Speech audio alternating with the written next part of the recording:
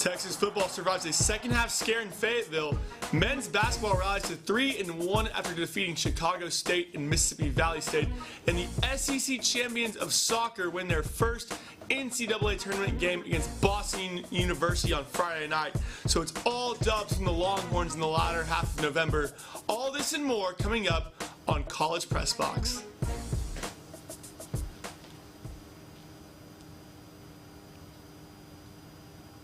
Good evening and welcome to a special live edition of College Press Box.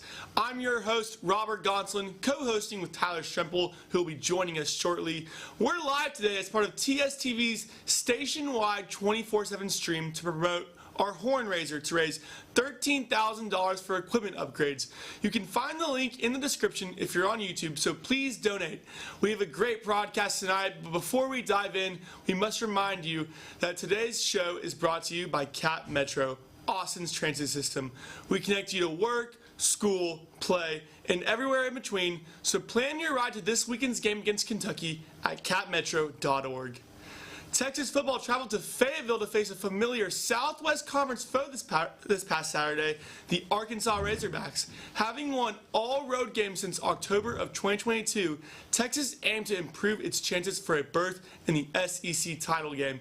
Here's how the matchup between the Razorbacks and the Longhorns went down. Arkansas coming into this game at an even .300 record in the SEC, but here's Ewers dropping back to pass on a tipped pass caught by Isaiah Bond. Bond being one of Ewers' favorite targets so far this season.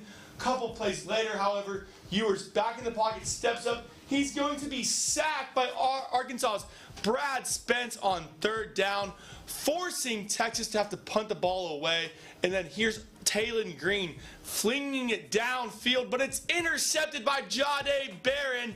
He continues to make plays to add to his Thorpe Award campaign. Look at that athleticism right there. Ewers now back on offense with the horn, flings it downfield and finds a wide open Matthew Golden for the first score of the game. The U of H transfer hauls it in for the Horns. Arkansas back on offense now. Jahdae Barron, another huge play, a tackle in the backfield for a loss. And then Arkansas, 2 plays in a row, met with sacks. First one here by Alfred Collins, and then the next one, he's brought down by Barron Sorrell and Colin Simmons. Tough break for the Razorbacks. Forced to punt right here, but it's an 8-yard shank. That's going to set up amazing field position for Texas. And the Burt Auburn 39-yard field goal puts the Horns up by 2 scores. Fast forward to the third quarter, another 33-yard field goal by Auburn. They're up 13-0. Arkansas would come back here with a 25-yard reception from Andrew Armstrong, trying to get things going. And then Jaquindon Jackson powers his way to the goal line, where he'll be brought down just a yard short of the end zone. And then he's going to take it again, 1 yard into the end zone for the Razorbacks' first score of the game. Score is now 13-7. Arkansas trying to come back. They get the ball again into field goal range, and it's now 13-10 after a Matthew Shipley field goal. Texas in desperation to score right here. Ewers flings it downfield, finds Bond again before he's pushed out of bounds. And then Jaden Blue with the breakthrough rush all the way down to the Arkansas 14-yard line, and then he fumbles out of bounds. Texas catches a break right there, and then Ewers swings out to the right, throws it to Matthew Golden, puts it in the perfect pocket for him to haul it in for his second score of the game. And the Longhorns go up 20-10, needing a stop right here.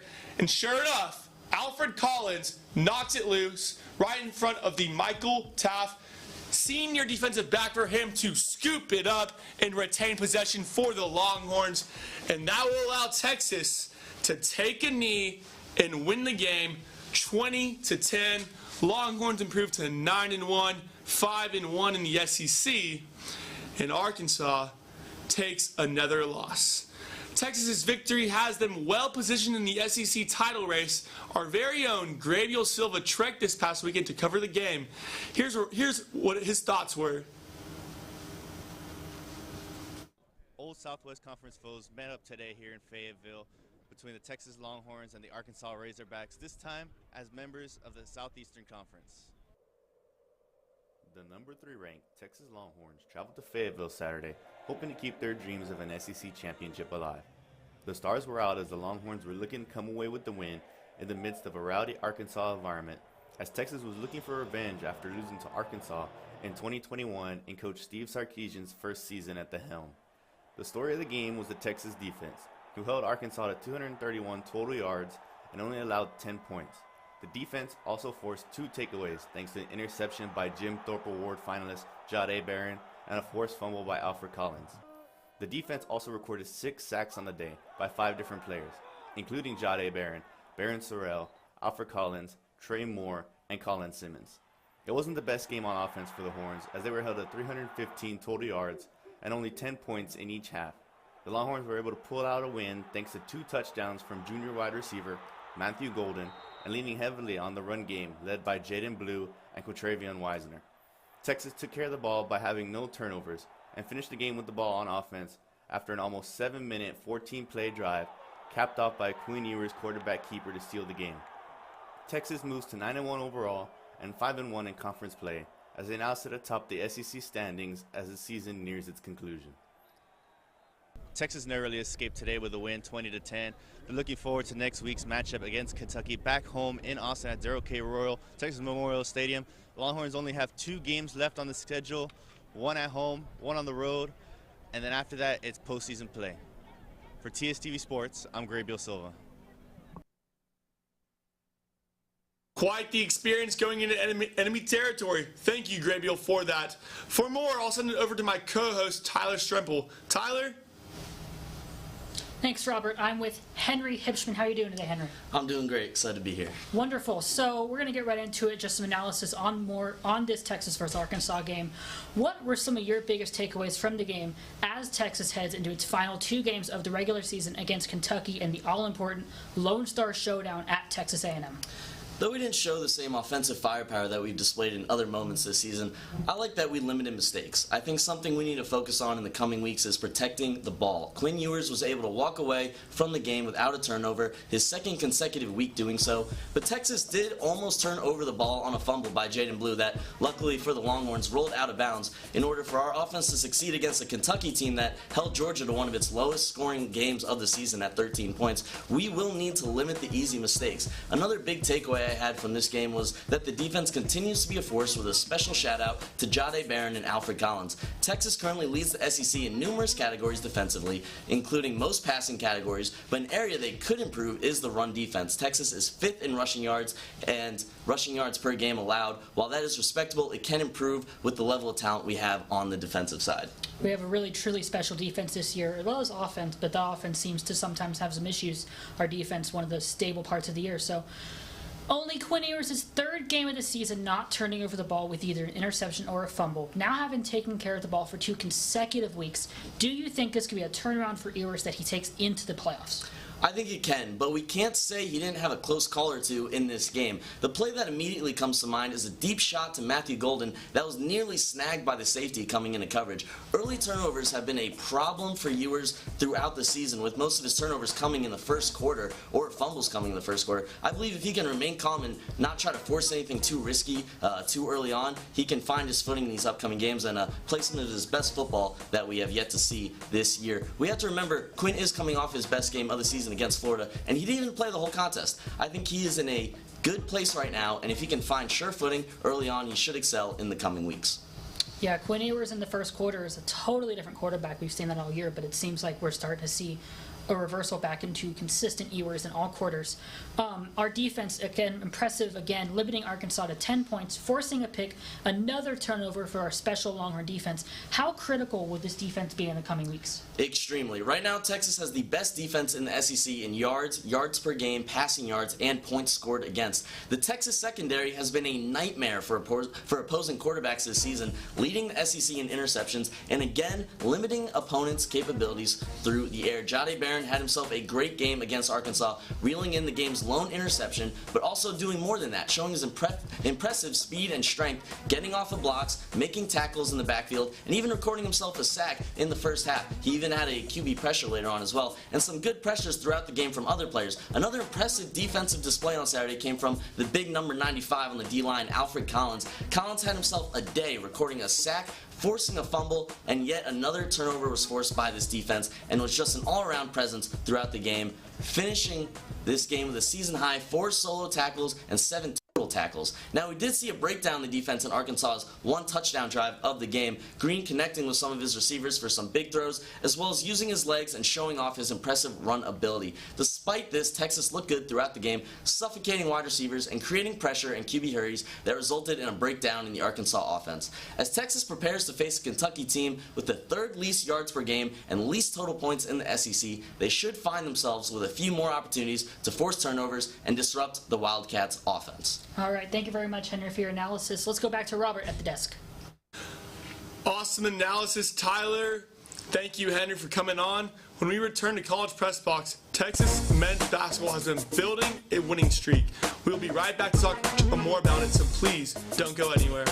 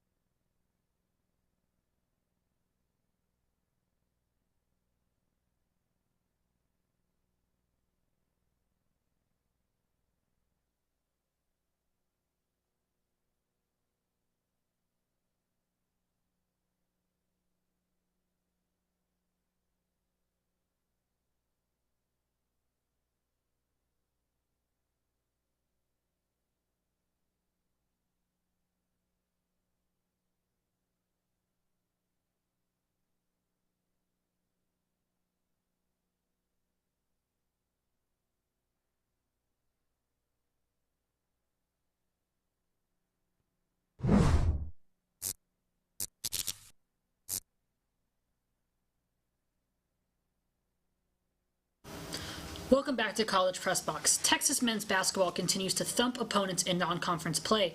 Ryan Hopper was at the Moody Center for this past Saturday's contest against Mississippi Valley State. I'm here at the Moody Center where initially it was a struggle for Texas men's basketball, but they would pull through, prevailing 89-43 over the Mississippi Valley State Delta Devils. In the game's first 8 minutes, Texas shot 22% from the field as it struggled with the first zone defense it's encountered this season. This caused head coach Rodney Terry to call timeout and go over the principles of attacking the zone with his players. We needed to make the zone move a little bit. We knew the middle of the zone was going to be open. We were able to get it there. We were able to shoot the basketball, dump the ball, and reverse the ball. Again, we had some pretty decent looks, to be honest with you, to start. We just didn't make some shots, and you just have to continue to work the game. But when you're not making shots, you got to still come back down to the end and go at a high level. But the two biggest storylines from this game have little to do with its outcome and everything to do with a pair of new Longhorns, junior guard Jordan Pope and grad senior Jason Kent. Pope, who arrived in the transfer portal this offseason from Oregon State, would eclipse the 1,000 points mark in his career with a pair of free throws with 4 minutes remaining in the second half. While Kent, a grad transfer from Indiana State, was also looking to eclipse the 1,000 points mark for his career, but would fall 5 points short after suffering a lower body injury in the second half. Should Kent not be able to play in the Longhorns' visit to Brooklyn on Thursday to play the Syracuse Orange, Terry may be down 2 key members of his planned rotation, with guard Tremont Mark, yet to have played this season, battling an ankle injury. I'm Ryan Hopper for TSTV Sports. Awesome job, Ryan. For more, we'll send it over to Robert. Thanks, Tyler. I'm joined with Zach Davis, rejoining the show to update us on how Rodney Terry's squad has fared so far this season. Zach, how's it going? Going well, Robert. I'm excited to talk men's hoops with you. Excited I am too. Texas is now through 4 games in the regular season and hold a record of 3-1. What are the early strengths you've seen from this squad so far this season? Well, I love that you're starting here, Robert. It's a great question that you raised. Texas hasn't faced a particularly challenging schedule to begin the season, taking on 3 teams that rank in the bottom 17 of Division I college basketball, according to Ken Pom. However, the Longhorns have shown impressive efficiency in their performances so far.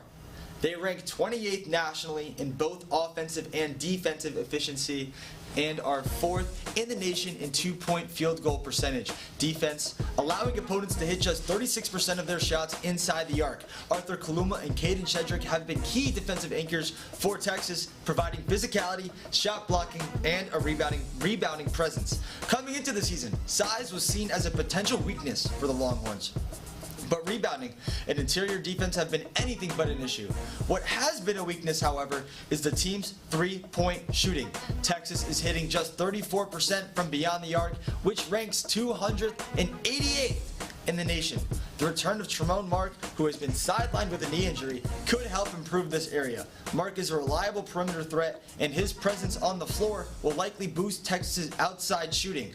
To sum it up, rebounding and efficiency on both ends of the court have been a major strength for the Longhorns early in the season. However, their struggles from 3-point range remain a clear area for improvement.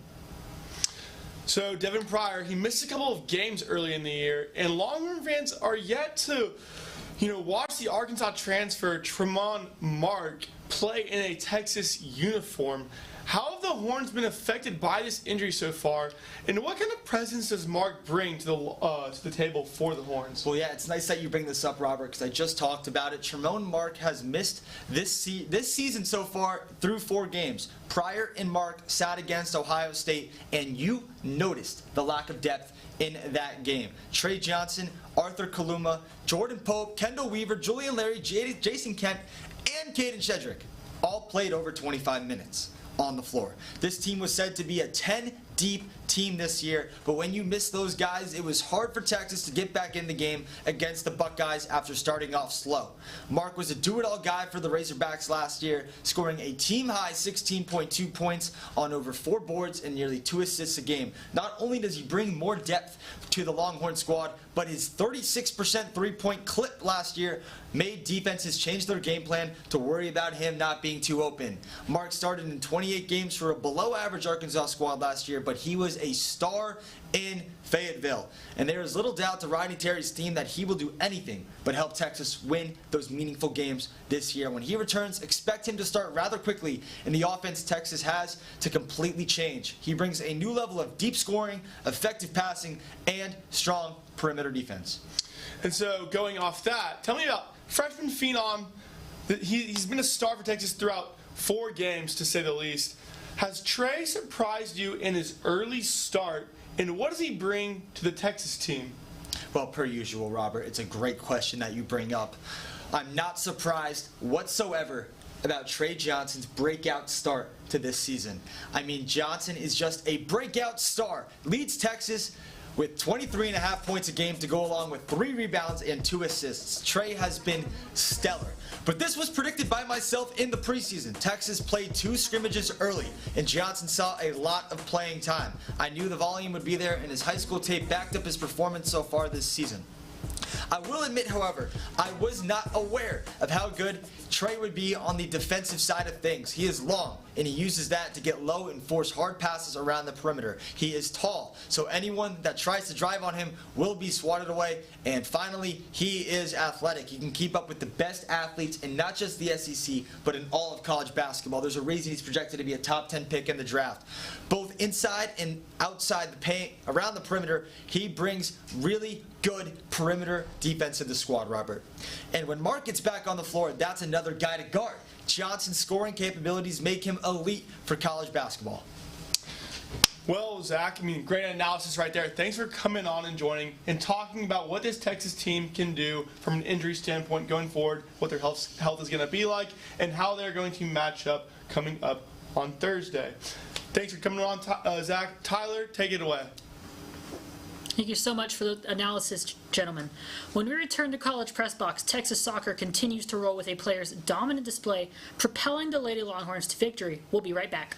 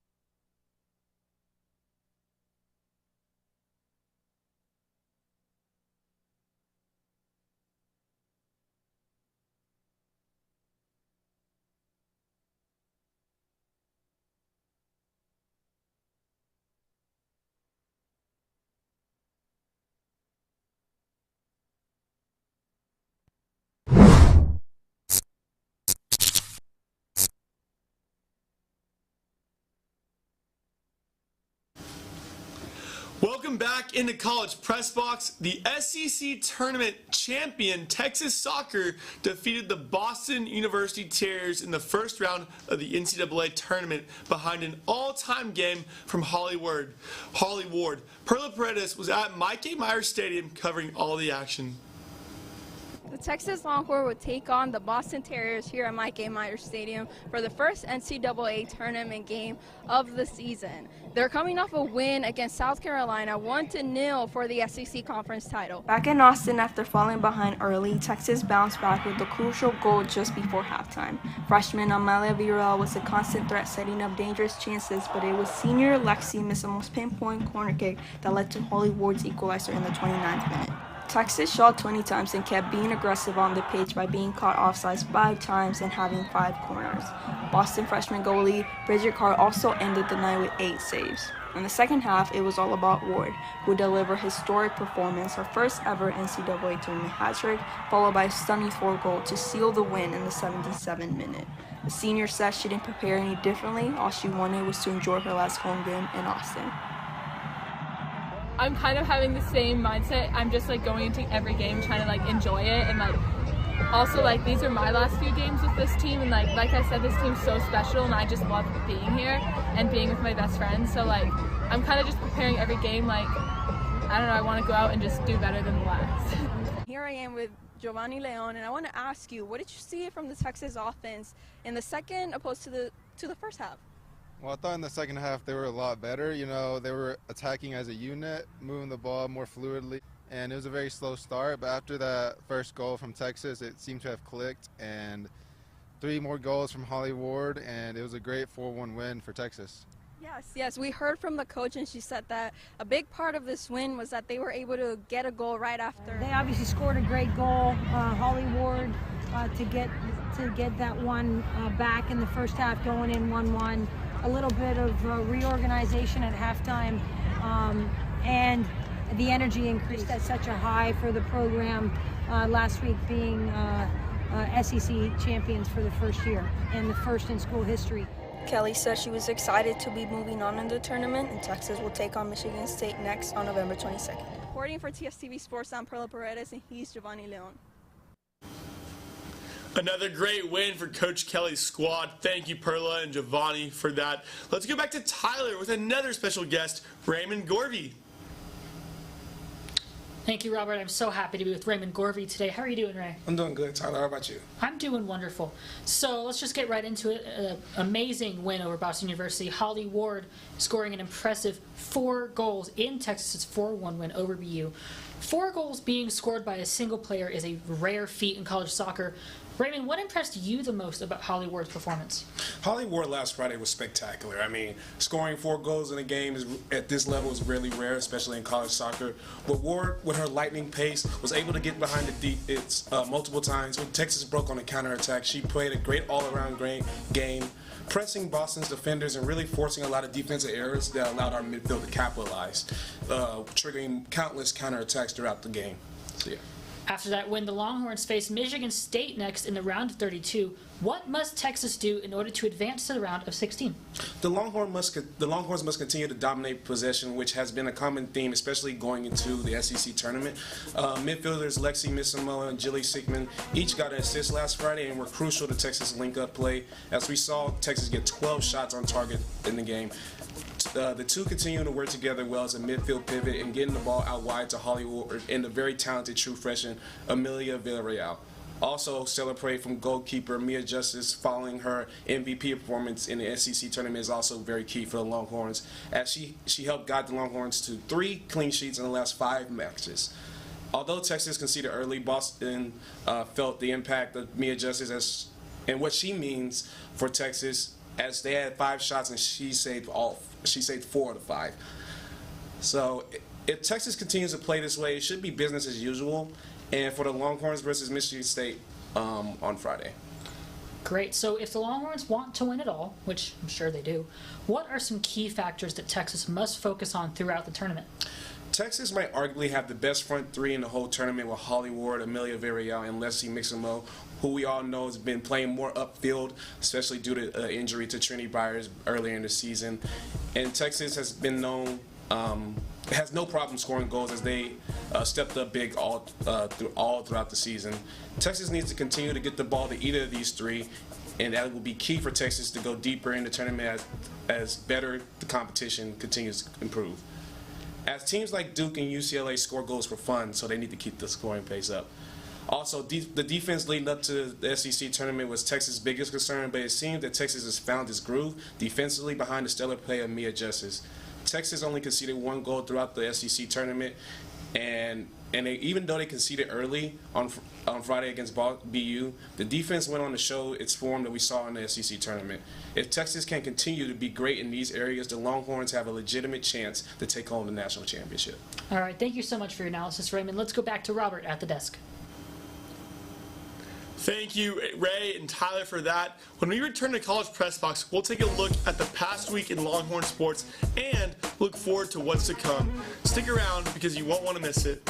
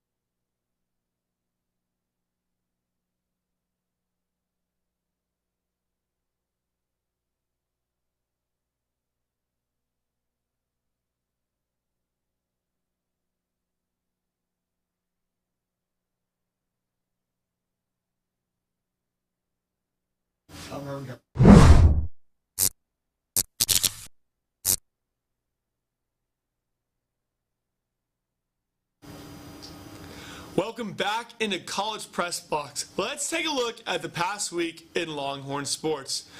Cross country goes to the NCAA championship on the women's team. They go to the NCAA championship if they earned a bid to the NCAA by placing second in the South Central Regional meet in College Station. The team scored a total of 81 points and ran an average time of 19 minutes and 56.64 seconds in the 6K. Olivia Howell, Elizabeth Pickett, and Eva Jess led the Longhorns by each finishing in the top 20 of over 200 runners in the race. The NCAA championship meet will be hosted by the University of Wisconsin in Madison this Saturday. Texas volleyball swept the Alabama gauntlet, sweeping both Auburn and Alabama 3-0 this week. The Horns looked dominant in both games, leading in every category from points to digs, and some special performances included Madison Skinner's 37 kills in the two-game span and Avery Carlson's 76 assists in the same span.